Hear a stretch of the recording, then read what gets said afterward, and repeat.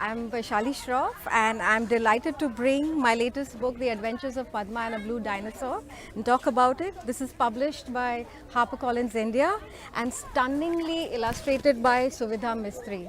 Okay, so this book happened 2 years ago in the winters of 2016 when I accidentally visited a dinosaur fossil park in Ahmedabad. It's about an hour and a half drive from Ahmedabad, and I realized how ignorant I was, because in a world where children are so dinosaur crazy, I realized that all children, including my own, have no clue that there are dinosaurs discovered in India. So to share with you some facts, the first dinosaur fossil bone to have been discovered was in 1824, and only 4 years after that, in 1828, the first fossil bone was discovered in India. And that was 14 years before even the word dinosaur came into existence. You know, we've had some of the largest, most ferocious dinosaurs walking on our subcontinent, and I thought it's time that our children and us acknowledge the kind of rich fossil heritage that we have. And it's time to celebrate decades worth of hard work that our paleontologists have put in. And this book is I dedicated to Dr. Ashok Sani, who is the father of Indian paleontology, and he's given me immense support, and it has been a privilege to get his inputs and learn so much about paleontology. I mean, I'm no paleontology expert, but it's been amazing to learn about this, and I'm so happy to bring this book to children and talk about it. So.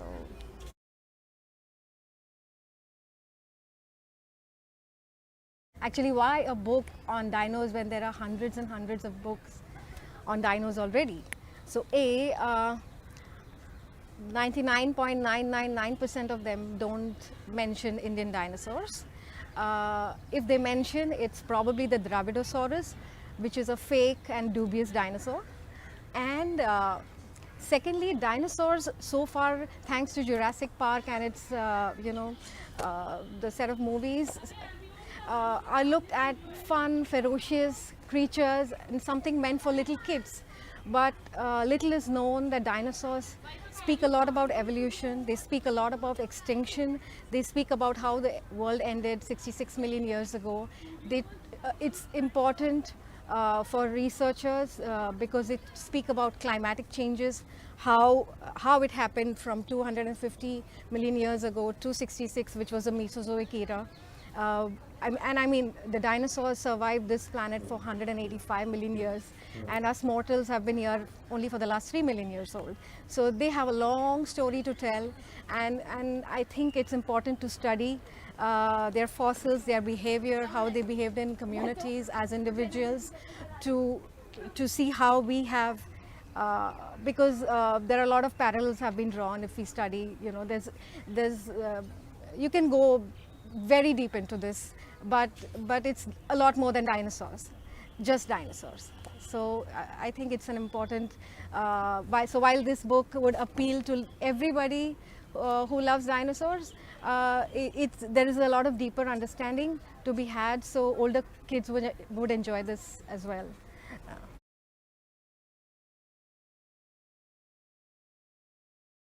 Yes, so I'll tell you a bit of coincidence, an irony with this book. So in 2016, I wrote The Adventures of Padma and a Blue Dinosaur. The story sitting by a cluster of dinosaur eggs at the fossil park. And that was a short story called Padma and the Mythical Makaras. I wrote it for a picture book, and 6 months later, I visited the Natural History Museum in Berlin. And when I was looking at a mount of a dinosaur skeleton, I get a call from HarperCollins. Would you like to do a non-fiction book on dinosaurs? And I'm like, what are the odds that I get a call to do a book on dinosaurs right now, on Indian dinosaurs? And of course I said yes, but I was not too keen if I want to do a non-fiction book entirely. Because I have tons of dinosaur books at home, that my child reads and I have been forced to read. And they are just boring facts about the weight and height and what they eat and what they prey on. And I thought, it's time to make it more interesting, because this is something that the children are absolutely unaware of. They've not heard, like they can take, dinosaur names in their sleep, T-Rex and the Stegosaurus and the Triceratops, but Indian dinosaurs, no, none. So there had to be a way where there is some form of retention. And I thought, what better way to do it than through a story? So I, spoke with my publisher and shared my story, Padma and the Mythical Makaras, and they were so delighted, and it was so nice of them that they agreed to integrate the two. And so this is a book that not only educates but entertains. The first part of the book, half of the book is the story where the protagonist Padma and the dinosaur go on a dinosaur trail talking about all the adventures. And the last part is non-fiction, gives you details of at least 12 dinosaurs. About 20 to 25 species of dinosaurs, skeletons have been discovered in India, but I talk about 12 really prominent discoveries, and also facts about how you can be a paleontologist, how did the dinosaurs evolve, get extinct, what is the role of paleontologists in India. And I pay a lot of tribute to the work that the Geological Survey of India has put in, because they deserve the kind of recognition that sadly they haven't received so far. So it's entertaining, it's delighting. The illustrations, like I said, are beautifully done, and it's a treat.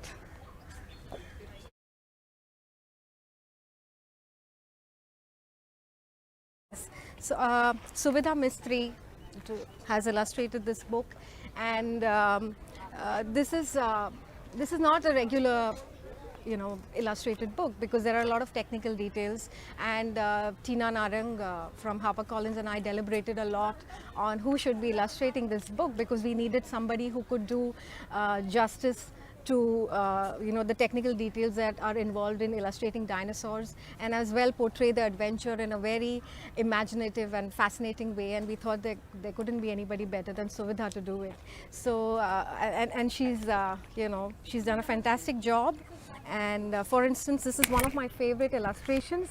This is where Padma, the curious and adventurous girl, goes on a fantasy trip with her witty grandmother on of course, if you read the book, you'll know more about it. I don't want to give out more details, but they imagine the dinosaur in some beautiful ways that we haven't thought them. And then this story also has a kingdom of dinosaurs, which has been beautifully created, and there are battles. There's a battle between the carnivores and the herbivores.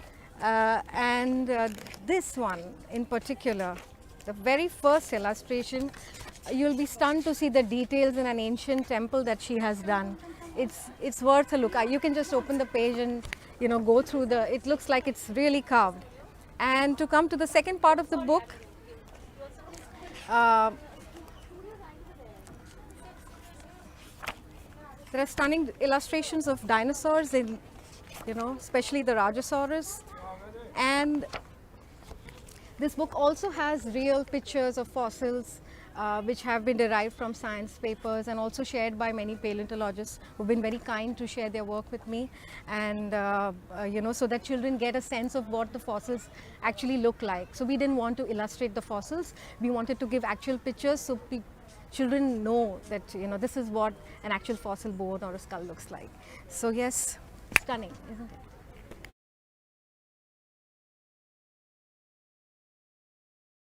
So there are so many aspects to this book, right, starting from the story to the dinosaurs, how they came about and how they were discovered, where they were discovered, and what are their special features, because there are so many unknowns here.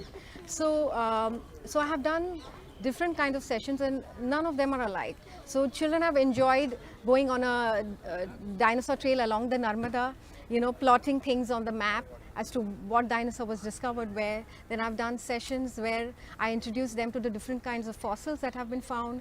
They have a hearty laugh when I show them dinosaur poop, how it looked like. And they are stunned when they saw that the entire brain case of the Rajasaurus that was discovered in its entirety, one of the most fascinating fossils to have been discovered in Rayoli in Gujarat. And they also love the fact that our dinosaurs are much more powerful, they have been much bigger, and they get a sense that yes, this is something to be proud of. And apart from our rich history and culture, we have a very rich fossil heritage to be proud of too. So yeah, it's a fun session. And of course, I have a lovely jingle composed by my friend on dinosaurs. It was written by people in HarperCollins, and my friend strummed it beautifully on the guitar, and also we sing it and we dance along, and that's like the icing on the cake. So.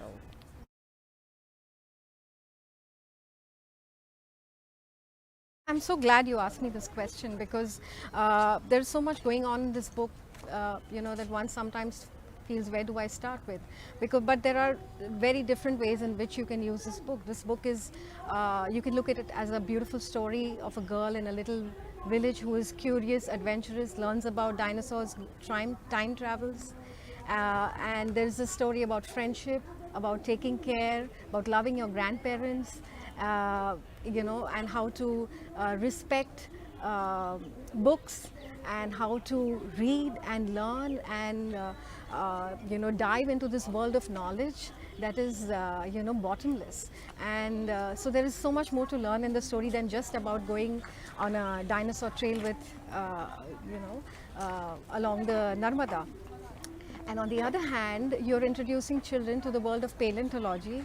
You're telling them about how the world came into being, how we were supercontinents to continents from 300 million years ago to 21st century, how this world has changed, and telling them the significance of dinosaurs, their discoveries, and the most important fact is that we need more people to come up and embrace this discipline of paleontology, because there are more dinosaurs that haven't been discovered than they have been.